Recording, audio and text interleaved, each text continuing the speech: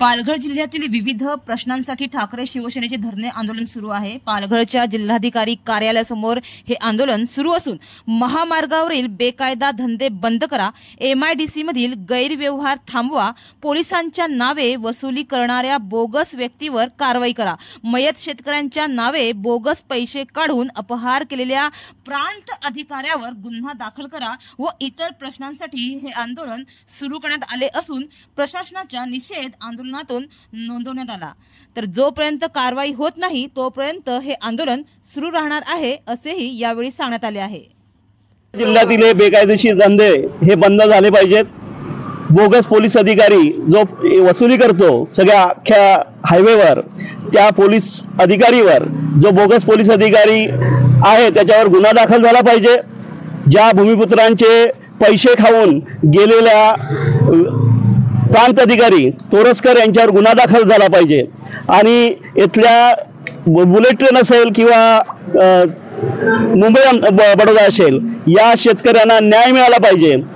इकडच्या जे कारखाने आहेत त्या कारखान्यातून निघणारं जे प्रदूषित पाणी आहे किंवा केमिकल आहे किंवा इतर डस्ट आहे याची जी विल्हेवाट रस्त्यावर लावली जाते त्या कारखान्यांवर कारवाई झाल्या पाहिजेत। या सगळ्या मागण्यांसाठी आम्ही इथे बसलेलो आहोत, परंतु प्रशासन त्या सगळ्यांच्या जोडीला असल्यामुळे इथे आज सकाळपासून कोणीही आलेलं नाही, कारण त्यांचा त्याला सुपा पाठिंबा आहे आणि त्यांच्याच आशीर्वादाने हे जिल्ह्यामध्ये हे सगळे बेकायदेशीर धंदे असतील किंवा ही लूट जी आहे ती लूट सगळी त्यांच्या आशीर्वादाने चालू आहे आणि म्हणूनच येथील प्रांत अधिकारी हे बोगस शेतकऱ्यांच्या आणि मयत शेतकऱ्यांच्या नावावर पैसे काढून गेलेले आहेत आणि त्यांचा प्रश्न मागील विधानसभेमध्ये इथल्या स्थानिक आमदारांनी मांडला आणि त्यांच्यावर SIT चौकशी चालू झाली, परंतु गुन्हा दाखल करायला ते धजावत नाहीत।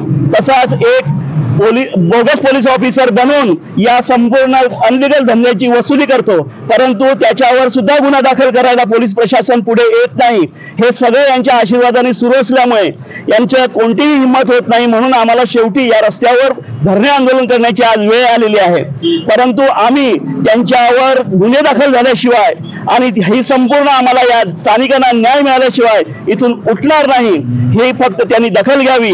या प्रशासनाला जाग आणण्यासाठी आज आम्हाला एवढ्या मोठ्या संख्येने या ठिकाणी धरणे आंदोलन करण्याची वेळ त्यांनी आणलेली आहे।